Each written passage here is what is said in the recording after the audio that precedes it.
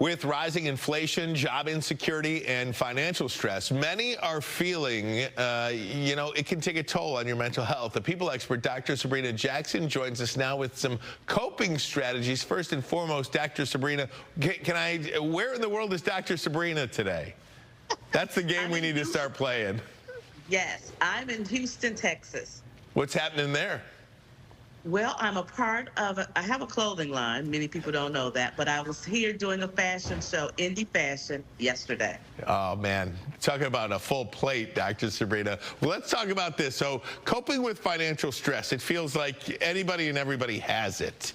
What are some of the things that you can do if you are under that financial stress? Well, the first thing we need to do is to let people know that when you are under this type of stress, it does impact your mental wellness. It can cause you anxiety. It can cause you depression. It can cause you feelings of hopelessness or helplessness. So we really want to nestle down into the things that we can do to cope with these economic uncertainties. And so the first thing is to first acknowledge your feelings. If you are feeling a certain way, acknowledge it, because you can't heal what you won't reveal. So you must tap into how you're feeling and then seek support. And support can be from your family, your friends, from a trusted professional. And in this sense, the professional may need to be a financial expert. Maybe you're not skilled at setting up a budget, on how to make sure that you understand your credit, things of that nature. So you need people who have the skill set to help you learn. And so coachability in this space is extremely critical. And then we need to watch what we consume. We need to make sure we stay informed, but with limitations. You don't want to go down a rabbit hole of all the negativity. So make sure you have some control on what you're having access to.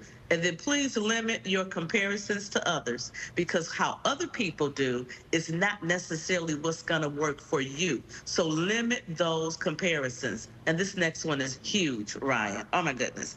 Please focus on what you can control instead of worrying about all the things that you can't control. So if you don't have a budget, maybe you need to have a budget. Maybe you need to set up some routines if you're just doing things haphazardly. So focus on what you can control. And then lastly, this is one of my favorites. We need to engage in self-care, making sure that we're taking care of ourselves instead of worrying.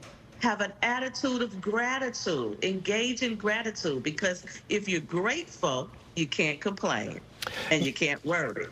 That's right. But if you're worrying, you cannot be grateful. So please choose gratitude at least 2 times a day. Well, and then lastly, go ahead. Mindfulness. Mindfulness is my last point. Focus on the now. Don't worry about what happened yesterday, because you can't control that.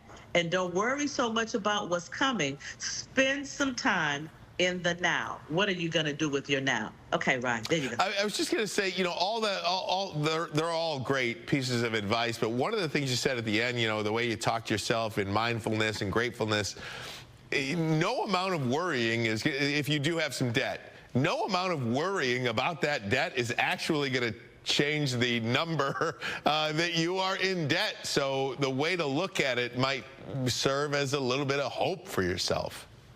And this is the other thing. Sometimes we run from what we're afraid of. So if we know that we owe a bill and the bill collector is calling and we refuse to call, we won't talk to him.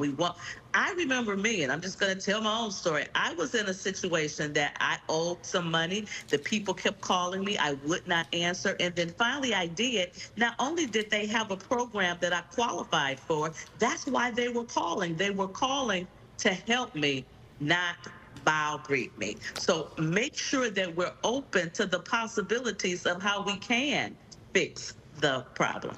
For more great tips, SabrinaJackson.com and on social media at @thepeopleexpert_. Thanks, Dr. Sabrina. We'll see you in studio next week. Yes. We'll take a break, come right back, see what you guys have.